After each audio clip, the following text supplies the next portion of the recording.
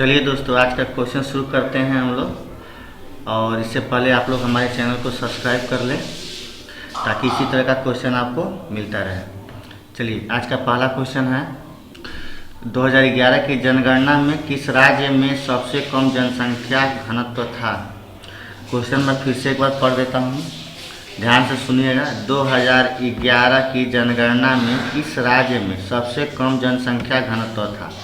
आपको बताना है ए बिहार, बी केरल, सी गोवा या डी अरुणाचल प्रदेश। 2011 की जनगणना में किस राज्य में सबसे कम जनसंख्या का घनत्व था।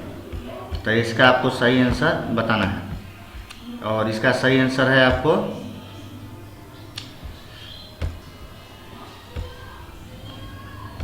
इसका आंसर हो जाएगा डी, यानी अरुणाचल प्रदेश। ये आपको सही आंसर है। 2011 की जनगणना में जिस राज्य में कम जनसंख्या का घनत्व था वो राज्य था अरुणाचल प्रदेश। चलिए अगला क्वेश्चन की ओर चलते हैं। अगला क्वेश्चन है, कौन सा कर राज्य सरकार द्वारा लगाया जाता है। कौन सा कर राज्य द्वारा लगाया जाता है, यानी टैक्स। उपहार कर, संपत्ति कर, रोड टैक्स या इनमें से कोई नहीं। आपको बताना है कौन सा कर राज्य सरकार द्वारा लगाया जाता है। ए उपहार कर, बी संपत्ति कर, सी रोड टैक्स या डी इनमें से कोई नहीं। कौन सा कर राज्य सरकार द्वारा लगाया जाता है। तो इसका सही आंसर होगा आपको सी, ये जो रोड टैक्स है राज्य सरकार द्वारा लगाया जाता है।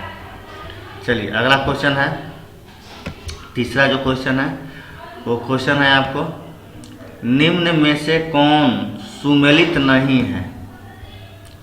ISCI की स्थापना 1948 ईस्वी में, नाबार्ड की स्थापना 1982 ईस्वी में, एक्जिम बैंक की स्थापना 1988 में या CDB बैंक की स्थापना 1990 ईस्वी में। आपको बताना है कि इसका कौन सा सम्मिलित नहीं है। ठीक, तो इसका आपको सही आंसर हो जाएगा सी, यानी एक्जिम बैंक की स्थापना 1988 ईस्वी में नहीं हुई थी। चलिए अगला क्वेश्चन की ओर चलते हैं। अगला क्वेश्चन है, भुगतान संतुलन में केवल की गणना शामिल होती है। आपको बताना है कि भुगतान संतुलन में किसकी गणना शामिल होती है। वस्तुओं की हास्य वस्तुओं की, अहास्य वस्तुओं की या ए एंड बी दोनों की।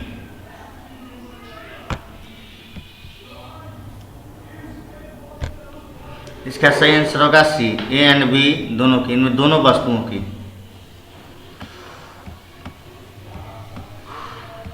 चलिए अगला क्वेश्चन है, निम्न में से कौन सा कथन सही नहीं है। आपको बताना है कि निम्न में से कौन सा कथन सही नहीं है।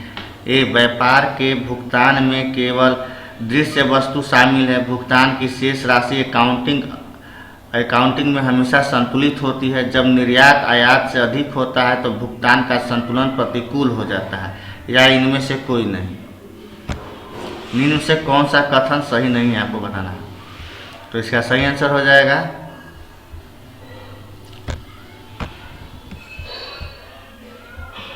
बी, भुगतान की जो शेष राशि अकाउंटिंग अर्थों में हमेशा संतुलित होती है। चलिए अगला क्वेश्चन है। अगला क्वेश्चन है, घरेलू मुद्रा के अधिमूल्यन का मतलब क्या है। घरेलू मुद्रा के अधिमूल्यन का मतलब क्या है। ए घरेलू मुद्रा का बढ़ता मूल्य है या घरेलू मुद्रा का मूल्य कम हो जाना है, या सी घरेलू मुद्रा का मूल्य पहले बढ़ जाना फिर कम हो जाना, डी घरेलू मुद्रा का मूल्य पहले से कम होना फिर बढ़ जाना। आपको बताना है इसी छठा का आंसर, घरेलू मुद्रा के अधिमूल्यन का मतलब क्या है। तो इसका सही आंसर आपको खोज लेना है, चारों में कौन सा है। तो इसका सही आंसर है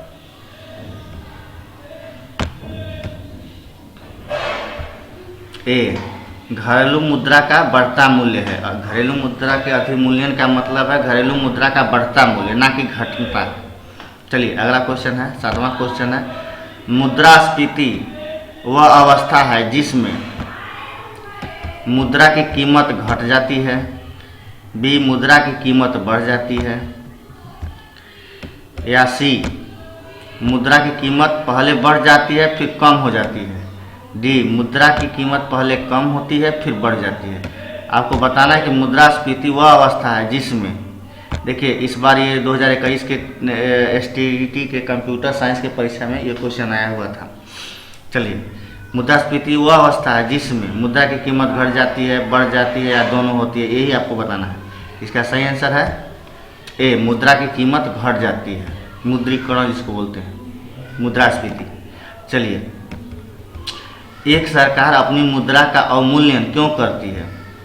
8वां क्वेश्चन है, एक सरकार अपनी मुद्रा का अवमूल्यन क्यों करती है? ए, निर्यात बढ़ाने के लिए। बी, आयात घटाने के लिए। सी, निर्यात घटाने के लिए। ए एंड बी दोनों।